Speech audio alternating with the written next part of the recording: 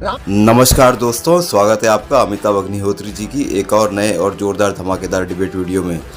दोस्तों, जैसे कि आपको जानकारी होगी ही कि उत्तर प्रदेश योगी आदित्यनाथ सरकार ने अपने मंत्रिमंडल का विस्तार किया और 4 नए मंत्रियों को अपने मंत्रिमंडल में शामिल किया। तो दोस्तों, इसी पर ये डिबेट थी।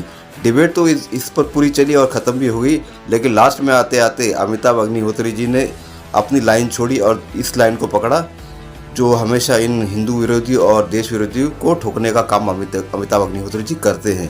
तो दोस्तों, डिबेट के लास्ट में अमिताभ अग्निहोत्री जी ने ए राजा को पकड़ा जो हमेशा राम विरोधी की राजनीति करते हैं और अनर्गल बयान देते हैं प्रभु राम पे उनकी ठुकाई की।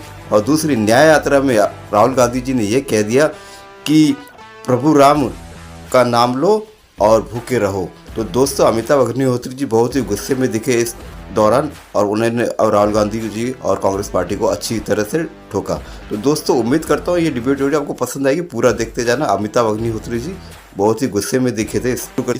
मैं हैरान हूं विपक्ष से इस बात से।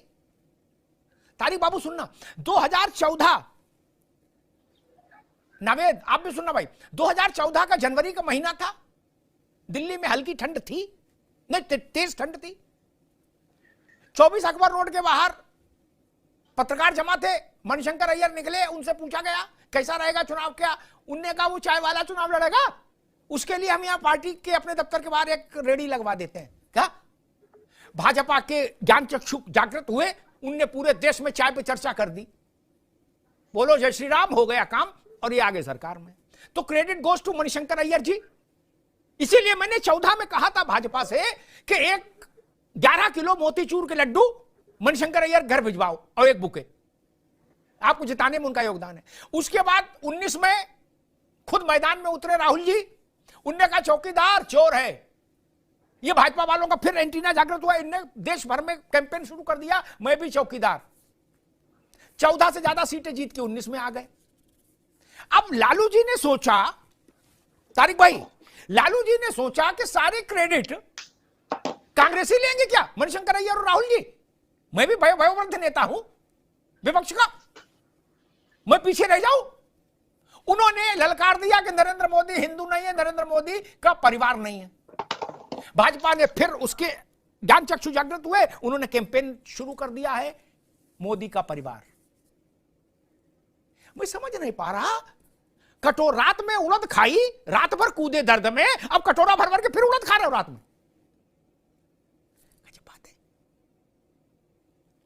आपने जब भी नरेंद्र मोदी पर व्यक्तिगत आक्षेप किया वो बूमरैंग साबित हुआ। बूमरैंग मतलब पलट के आप पर आ जाए।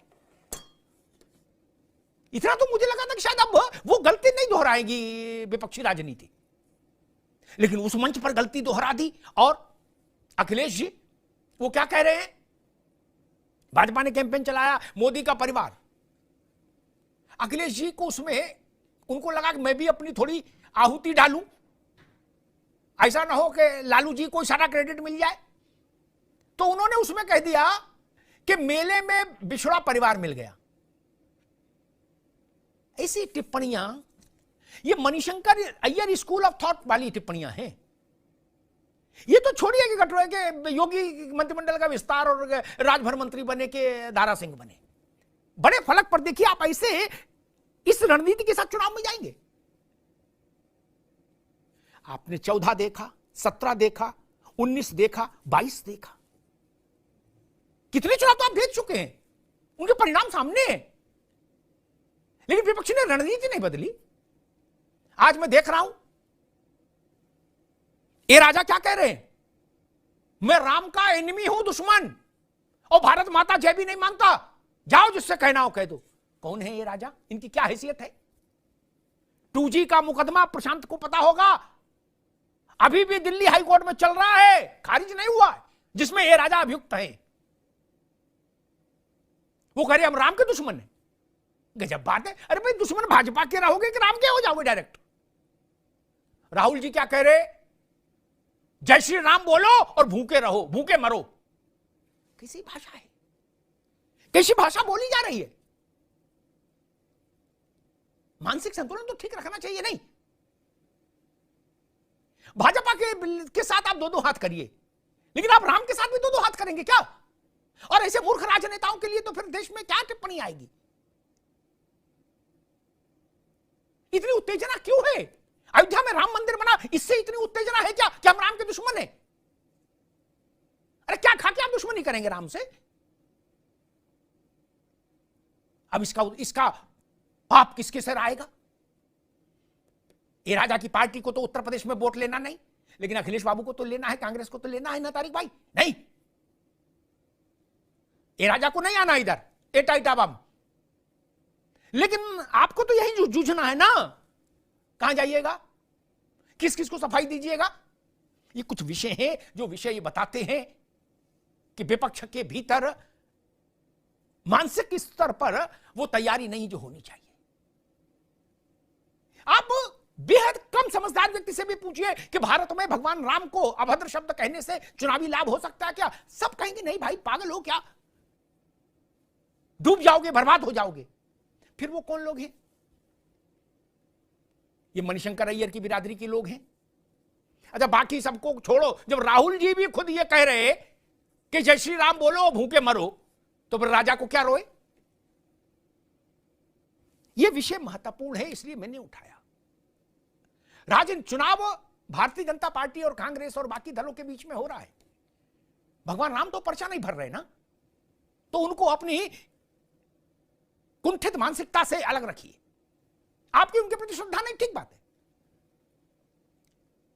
भगवान राम के प्रति अभद्र भाषा का प्रयोग अगर मोहब्बत की दुकान है तारिक भाई, तो ऐसी मोहब्बत की दुकान भारत को मंजूर नहीं। तत्काल बंद करिए ऐसी दुकान। आप क्लेम करते हैं ना कि मोहब्बत की दुकान, नफरत के बाजार में मोहब्बत की दुकान चला रहे हैं नवेच को, तो अगर नवे आप वहां नफरत की दुकान बाजार में ये आपकी मोहब्बत की दुकान है, तो इस दुकान को बंद कर दीजिए।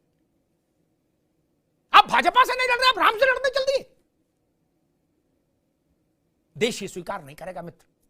आप और राजभर लड़िए, अच्छी बात है। आप और जयंत चौधरी लड़िए, अच्छी बात है। भाजपा कांग्रेस लड़े, अच्छी बात है। जय पराजय होती रहेगी, लेकिन राम सबके हैं। और मैं तो हैरान हूं, ये वही पार्टियां हैं जो पहले कहती थी कि राम केवल भाजपा के नहीं, राम हमारे भी हैं।